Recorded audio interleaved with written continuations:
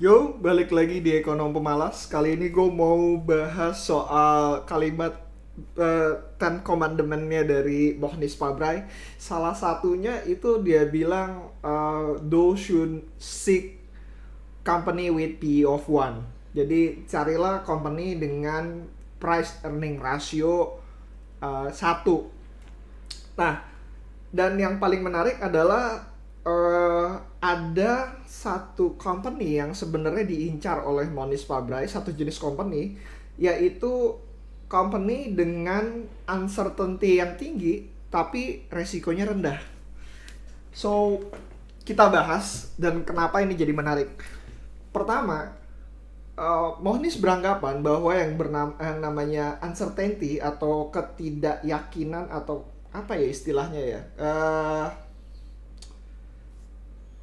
tidak mampu menggambarkan masa depan. Gue nggak ngerti bahasa Indonesia nya uncertainty, bentar gue coba cek dulu.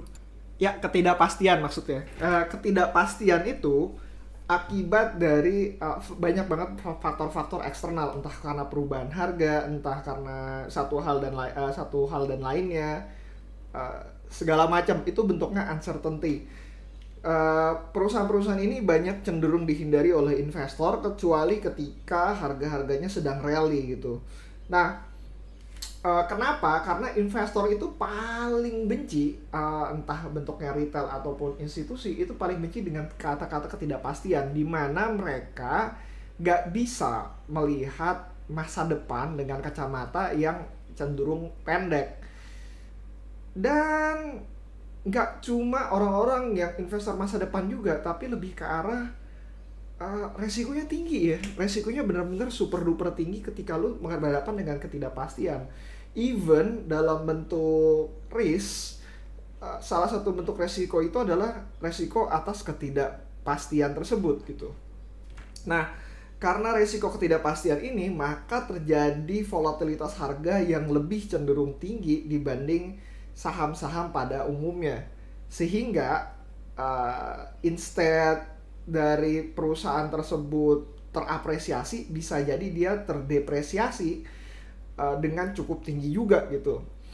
Nah, Mohni sendiri sempat bercerita bahwa company dengan PE 1 itu bisa ditemukan ketika perusahaan tersebut belum tentu punya PE 1 juga. Kenapa?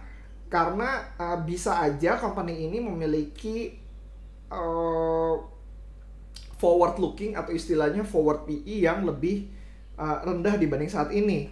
Perusahaan dengan PE 3 mungkin kedepannya bisa mempunyai PE 1, entah 1, entah 2, sekian gitu. Nah, hubungannya apa antara kedua hal tersebut?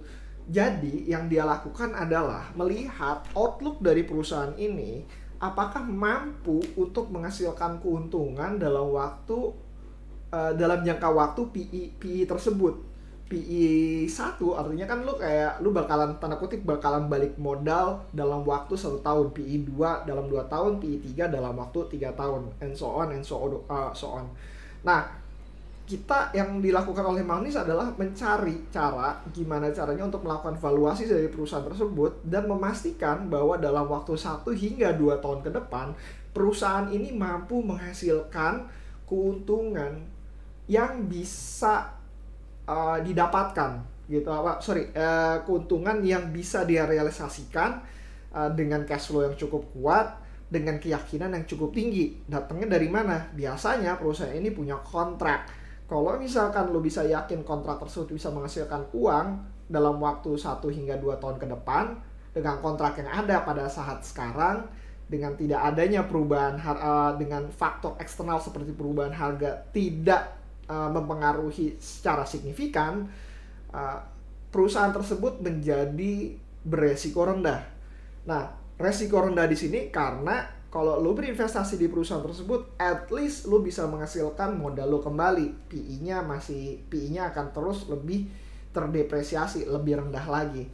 Nah, and the end, lo akan sangat jarang sekali melihat sebuah perusahaan dengan PE di bawah 1 gitu.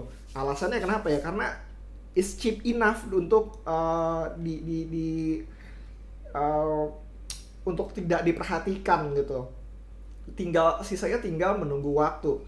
Mohonis sempat bercerita bahwa dia ada satu perusahaan dengan kontrak 2 tahun dan manajemen punya tingkat keyakinan dalam waktu 2 tahun mereka bisa menghasilkan keuntungan yang cukup untuk mengcover tanda kutip biaya dari investasi Mohonis tersebut.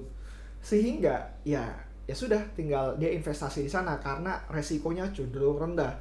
Ketika tahun depan perusahaan tersebut mempunyai keyakinan yang cukup tinggi lagi, ada tambahan 1 tahun lagi, dan begitu seterusnya hingga dia 3 tahun berinvestasi pada perusahaan ini, dan dia berinvestasi dan mendapatkan keuntungan yang cukup signifikan. Gue lupa dengan multi baggersnya dia berapa kali, tapi cukup signifikan.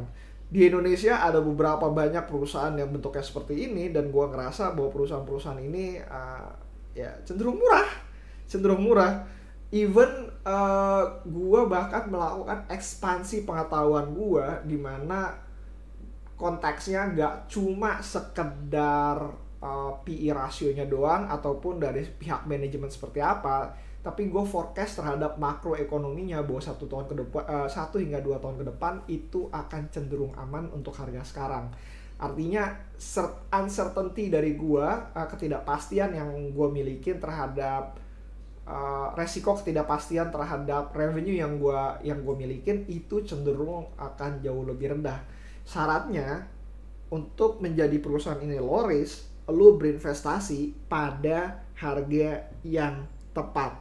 Lu nggak bisa menghasilkan keuntungan yang cukup signifikan ketika lu membayar cukup mahal untuk perusahaan ini. Nah, apakah ini bisa juga untuk perusahaan yang sudah rally cukup besar? Jawaban gue, bisa. Pertanyaan berikutnya adalah, apakah lu yakin dengan nilai yang lu investasikan sekarang, lu bisa perusahaan tersebut bisa menghasilkan keuntungan yang sama sesuai dengan PE rasionya? Pertanyaan itu akan dikembalikan lagi kepada masing-masing investornya. Jadi, bedakan antara ketidakpastian atau uncertainty dengan resiko. Ketidakpastian yang tinggi bisa saja menghasilkan resiko yang cukup rendah, dan ketika ada disparitas antara ketidakpastian investor lain terhadap resiko tersebut, lu akan menghasilkan keuntungan yang cukup signifikan.